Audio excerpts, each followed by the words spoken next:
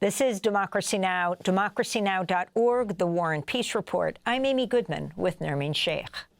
Rescue workers in Washington, D.C. have launched a massive search operation in the Potomac River after an American Airlines flight and a U.S. Army Black Hawk helicopter collided mid-air late Wednesday, with both aircraft crashing into the water. Officials say there are likely no survivors. At least 30 bodies have been pulled from the river. American Airlines Flight 5342 had 60 passengers and 4 crew members on board and was en route to the D.C. area Reagan National Airport from Wichita, Kansas. The Black Hawk helicopter had 3 soldiers on board conducting a training flight.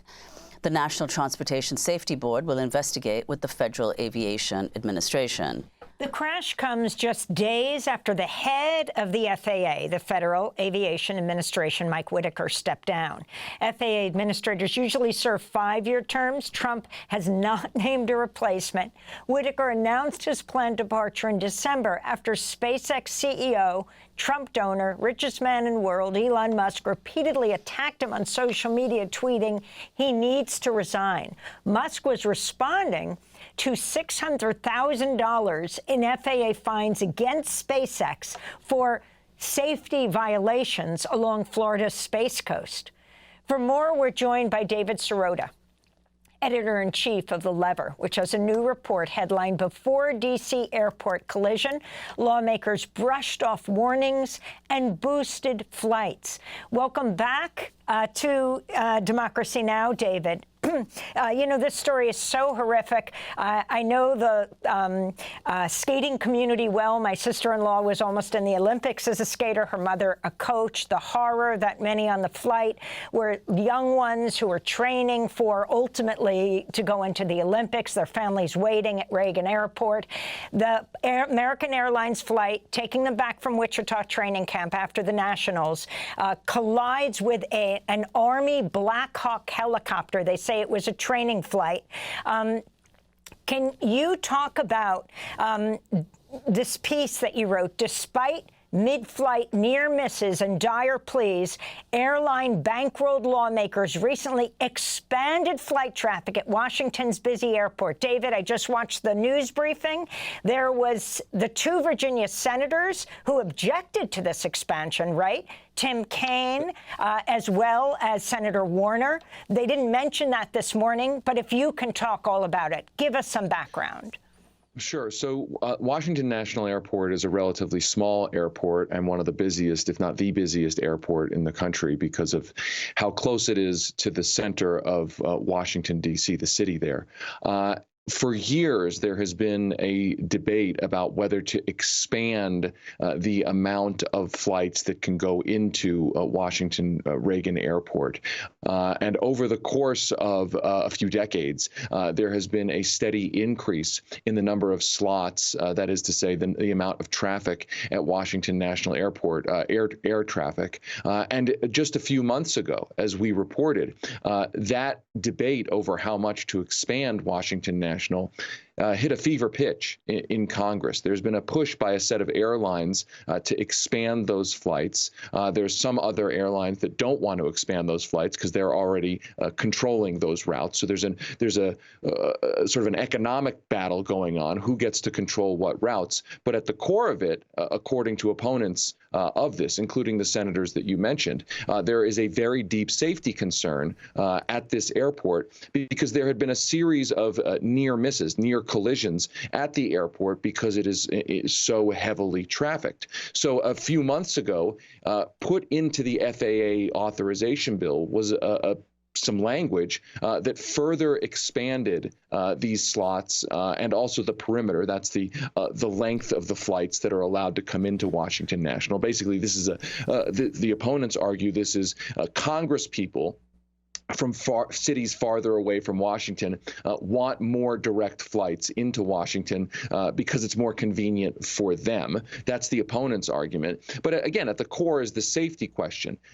There have been real safety concerns, again, about these near misses at this particular airport. And so a few months ago, that language was slipped into the FAA reauthorization bill, which further expanded the traffic. And it should be said, when it actually came up for a vote in the House in 2023, the House voted it down. So there were some legislative machinations here in which the proponents of this had to slip it into a larger bill, kind of stealthily, to get this expansion passed. And Tim Kaine said he was very concerned about the prospect of collisions at this airport, begging lawmakers to not do this.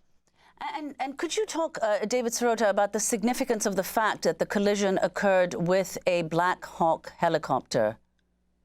Yeah, sure. Well, look, we don't know the exactly what happened and what is at issue here with an alleged training flight of helicopters. But I think it's worth saying this: if you've ever been near or flown into Washington National Airport, you can see it's some of the most heavily trafficked airspace in the world, including by the military. So I think what we're talking about here is whether an airport that is already so stressed, already so at capacity, arguably over capacity, whether it should have been, the air traffic should have been expanded, knowing, again, it's also additional special circumstance of being around so much additional air traffic vis-a-vis the military.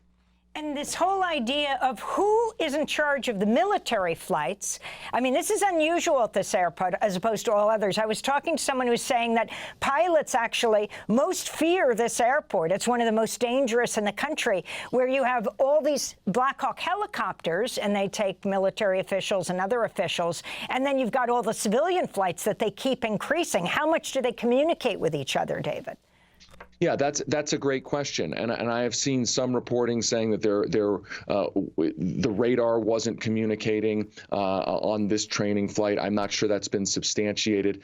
So I'm not trying to put out misinformation or disinformation. These are just the questions. Right. It's only to say that, again, this particular space, this airspace, has been a known safety hazard for a very long time, and certain airlines who spend money on lobbying Congress and campaign contributions to key members of Congress have been pushing to expand the amount of flights into this particular airport. And again, I just want to say one other thing here. This is a city that is served by a much larger airport farther out of the city, Dulles Airport. And so the argument has been, listen, we should not expand the amount of flights going into Washington Reagan, even though it's more convenient for passengers when you get off the plane because it's closer to the city, because we have a larger airport a little bit further away. So the argument was, again, this is members of Congress who want, for their convenience, to fly to the closest airport to their office. And the argument was that they were listening to their airline donors. They were listening to their desire for their own convenience, not listening to the multiple safety warnings about this airport. And let's remember, it's called now Reagan National Airport. Used to be National Airport, known for President Reagan. And President Reagan is known for breaking up the PATCO union, the air traffic controllers union, back in the 1980s. Absolutely, and there's been questions, and I don't know if it's germane to what happened in this disaster, but there have been questions about air traffic control resources, understaffing, the current staff being essentially overworked. All of these questions have been swirling for years. And so our job at the Lever, what we do is we look back at the decisions that were made in the lead up to situations like this. And again, these warnings about expanding the flight traffic at this airport came just a few months ago. I mean, if you go read our story, you will see legislators warning, really dire pleas to not expand the amount of traffic at this airport. David Sirota, you are editor-in-chief of The Lever. You are following what's happening in Washington extremely closely. To say the least, we're talking about everything, everywhere, all at once. With the President Trump's inauguration and the number of executive orders, the number of hearings for his nominees to be in his cabinet. But you also have a massive amount of pushback.